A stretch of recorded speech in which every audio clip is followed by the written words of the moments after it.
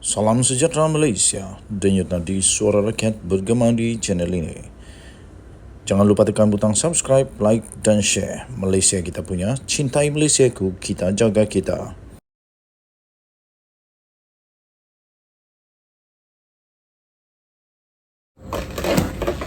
Salam sejahtera Malaysia, denyut nadi suara rakyat bergema di channel ini. Nampaknya Tun Mahathir, nampaknya Muhyiddin Yassin, nampaknya Tok Guru Hadi Awang, nampaknya semua orang kalah di tangan Anwar Ibrahim. Tuan-tuan dan puan-puan yang dihormati sekalian, Mahathir tak ada harapan lagi. Macam mana pun dia nak lawan Anwar Ibrahim, dia tetap kalah. Dia tetap menjadi pilihan terakhir. Terbaru ini, Anwar merupakan pilihan tertinggi paling sesuai untuk memimpin Malaysia. Datuk Seri Anwar Ibrahim menjadi pilihan tertinggi sebagai individu yang paling sesuai untuk menjadi Perdana Menteri pada ketika ini. Dapatan tersebut adalah hasil daripada satu tinjauan pendapat awam yang telah dijalankan oleh Endeavour MGC, membabitkan 1068 responden daripada semua kaum dan 791 responden Melayu yang dipilih melalui persempelan rawak berstrata. Menerusi dapatan tersebut, sebanyak 46% responden semua kaum dan 32% pula responden Melayu mahu pengerusi Pakatan Harapan itu untuk terus memimpin negara untuk tempoh sekarang ini. Di tempat kedua, wow, ini mengejutkan. Di tempat kedua adalah Tan Sri Mahyadin Mat Yassin, pengerusi Perikatan Nasional, tetap menjadi pilihan kedua dengan hanya 25% responden Melayu dan 17% sahaja responden semua kaum. Terlalu jauh bezanya. Amat jauh bezanya dibanding dengan 46% dan 32% yang diterima oleh Anwar Ibrahim. Ini ternyata sungguh dapat menunjukkan, membuktikan bahawa Anwar Ibrahim memang betul-betul pilihan rakyat. Ia diikuti pula dengan Datuk Seri Ismail Sabri Yaakob dan Khairi Jamaluddin. Wow, Khairi Jamaluddin tetap juga menjadi pilihan. Itulah saya kata.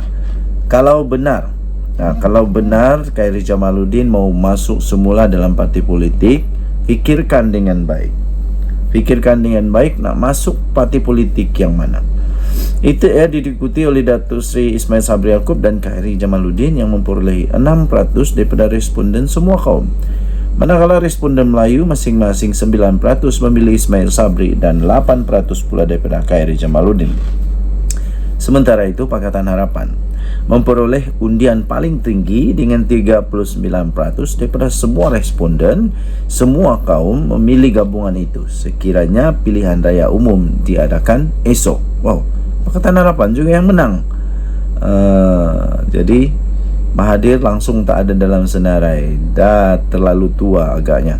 Barisan Nasional dan Perikatan Nasional masing-masing memperoleh 18 dan 17% undian daripada kumpulan responden tersebut. Bagaimanapun, bagi responden Melayu, Perikatan Nasional yang dianggotai oleh Parti Pribumi Bersatu Malaysia Bersatu, PAS dan Gerakan berada di kedudukan teratas dengan undian sebanyak 26% jika PRU diadakan esok. Wow, rupanya memang Melayu memilih, responden Melayu ini memilih Perikatan Nasional. Wow. Manakala BN di tangka kedua dengan 24% dan diikuti oleh Pakatan Harapan sebanyak 20%. Bagi soalan, apakah pertimbangan yang paling penting untuk memilih parti yang hendak diundi? Isu agama adalah paling tinggi dengan responden Melayu merekodkan 30%, manakala semua kaum sebanyak 22%. Sementara faktor calon pula menjadi pilihan kedua dengan masing-masing responden Melayu dan semua kaum memberikan undian sebanyak 27%. Tinjauan pendapat awam itu dijalankan dari 4 hingga 18 April lalu dengan margin kesilapan keputusan adalah antara 3 dan 3.5% berdasarkan bilangan pemilih berdaftar di Semenanjung setakat Jun 2022. Dari segi demografik, gender dan kaum, jumlah responden lelaki dan wanita masing-masing 50%, manakala kaum Melayu mewakili 62.2%, Cina 28.7%, India 8.2% dan lain-lain 0.9%. Kesemua mereka berusia di antara 18 hingga 60 tahun ke atas, dengan golongan yang berumur 30 hingga 39 tahun adalah paling ramai, yaitu 26%. Dipetik sumber daripada astroawani.com, Berita Malaysia, Anwar pilihan tertinggi sebagai PM. Kaji selidik Endeavour MGC 421817. Dan Nadi, Suara Rakyat, bergema di channel ini. Bye-bye. Salam sejahtera Malaysia. Denyut Nadi, Suara Rakyat, bergema di channel ini. Dalam satu kenyataan baru-baru ini, Tok Guru Hadi Awang ada dalam ucapannya di satu majlis perasmian, menandatangani plak perasmian untuk buku jejak Nabi Muhammad dan juga penulisan beliau pada majlis pelancaran buku jejak Nabi Muhammad dan syarahan perdana sempena Pesta Buku Antarabangsa Kuala Lumpur. Okey, beliau berkata ada beberapa orang yang okey, baik. Bukan tu. Ini yang saya ingin bacakan. Dia kata, perkara itu sudah ada dan mengikut statistik terkini sudah ada jumlah 49 kerusi di Parlimen. Sekarang yang kita tahu, PAS ada 43 kerusi di Parlimen sahaja. Tetapi beliau berkata 49 kerusi. Sepatutnya dia bilang sudah ada 49 kerusi, tapi PAS letak 43 kerusi sahaja dahulu atas sebab kekangan anti lompat parti. Maknanya ada 6 orang yang lompat daripada UMNO. Wow, kata dia begini. Saya tidak boleh menyatakan perkara itu sekarang sebab mungkin sudah ada yang sertai PAS dan masih ada lagi mereka yang terikat dengan akta anti lompat parti. Mereka daripada kalangan wakil rakyat UMNO, sekali lagi, daripada wakil rakyat UMNO yang menang pada pilihan raya yang lalu juga ada. Wow! Kalau 43, pergi ke 49, itu 6 kerusi. Maknanya, daripada 6 kerusi ini, Tok Guru Hadi Awang kata, ada daripada kalangan wakil rakyat UMNO yang menang pilihan raya yang lalu. Wah, kali ini Zaid kena lagi kah? Zaid kena lagi kah? Sebab Zaid ini sebelum ni dia kata tak ada. Tapi sekarang Tok Guru Hadi Awang lebih bersungguh-sungguh lagi pula. Malah Tok Guru Hadi Awang juga berkata, akta anti lompat parti yang telah diperkenalkan itu telah menjerat PKR. Saya fikir bukan menjerat PKR, tapi nasib baiklah ada.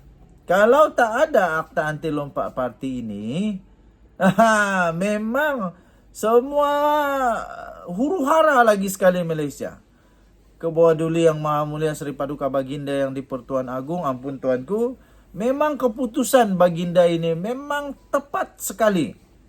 Memang tepat sekali kerana meluluskan akta ini. Kalau tidak, memang sekarang pun hancur semua huru-hara. Lepas itu, yang saya tak setuju dengan kata-kata Hadi Awang ini, dia kata, sebelum ini kerajaan PH melaksanakan akta anti lompat parti berkenaan supaya rakyat menyokong pihak mereka. Ingat, akta anti lompat parti ini hanya diluluskan selepas mendapat perkenaan yang di-Pertuan Agong. Jadi janganlah cakap begitu. Saya fikir yang di-Pertuan Agong telah membuat pemikiran, telah membuat keputusan ini selepas beliau mendengar, Baginda mendengar pendapat sini dan semuanya baik, barulah Baginda meluluskan.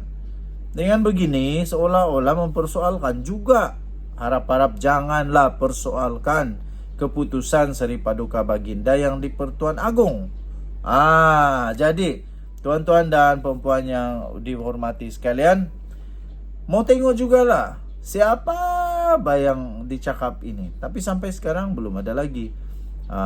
Ada ura-ura kata bekas Perdana Menteri lah, ada ura-ura kata macam-macam lagi lah. Macam-macam lagi lah. Jadi kita tunggu saja. Yang penting kita doakan semoga negara Malaysia terus stabil lah. Tidak ada huru-hara, tidak ada kecoh-kecoh.